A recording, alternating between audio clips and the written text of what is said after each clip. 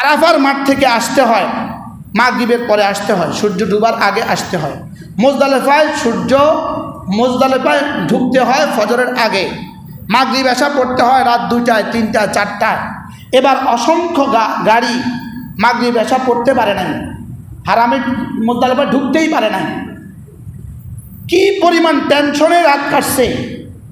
সাথীদের নাই অজু, কোথাও নামাবার কোনো ব্যবস্থা নাই, সিস্টেমে নাই নামাবার। আর ওইদিকে 4টা, পৌনে 4টা বাজে গেছে, মাগরিব এশা এখনো পড়া হয় নাই। কি অবস্থা সাথীদের?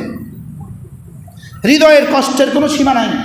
শেষ পর্যন্ত শুধুই বিদায়াতুল মুজদালিফার সীমা দেখা যায়। এই জায়গাতে আইসা আমি ড্রাইভারকে বলছি, তোমার যা হওয়ার হোক, তুমি আমার এখানে নামায় দাও, কারণ আমার তো সময় আছে 15 মিনিট। সারা রাতের জার্নি, অজু ইস্তেঞ্জার ব্যবস্থা নাই, এই সময় নামাজটা কেমনে পড়বে? নাই বাথরুম, নাই পানি।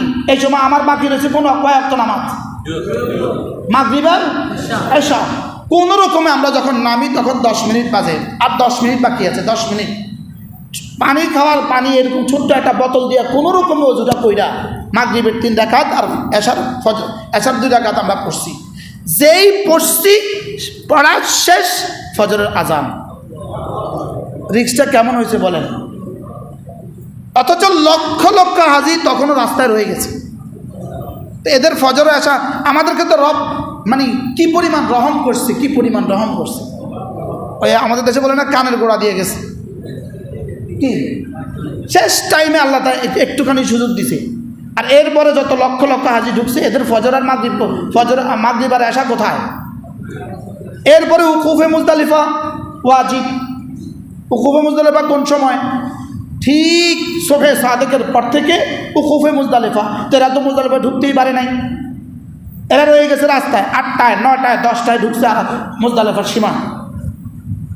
এজন্য বুড়ো হজে যাওয়ার চেষ্টাও করবেন না, বুড়ো বাপ মাকে হজে পাঠাবেন না। না বুঝে বলেন কি বলছি? আপনার টাকা হয়ে গেছে, আপনি সৌদি আরব থাকেন, বিদেশে থাকেন, টাকা আছে, আদর করে বুড়ো বাপ মাকে হজে পাঠাইছেন। বুড়ো বাপ মাকে হজে পাঠাইয়া নিজেরও বাপ মারাও কষ্ট দিলেন, পুরা কাফেলার সকলে কষ্ট পাইলেন। বুঝলেন আমার এই কথা কে জানে? কেউ মনে কষ্ট পায়নি। আর ফরজ যদি হয়ে যায়, তখনও যদি সে হাঁটতে না পারে, তখন অন্য চিন্তা করবো। যার যখন ফরজ হয় সাথে সাথে হজ। বলেন কি বলছি? বলেন ইনশাআল্লাহ, বলেন ইনশাআল্লাহ। হজ আগে করবেন না বুড়ো হইলে করবেন? যার যখন ফরজ হয় তখন কি করবেন?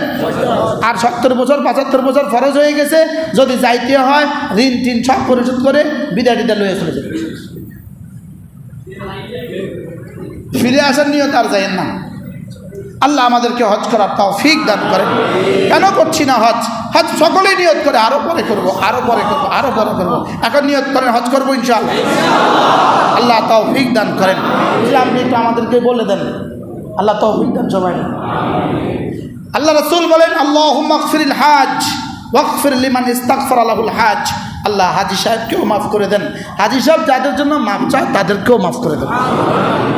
আল্লাহ হাজী সাহেবকে মাফ করে দেন। হাজী সাহেব যাদের জন্য মাফ চায় তাদেরকেও কি করে দেন? তাদেরকেও মাফ করে দেন। এই জন্য হুজুর কালকেই আসছে, আলহামদুলিল্লাহ আমাদের জন্য দোয়া করছে।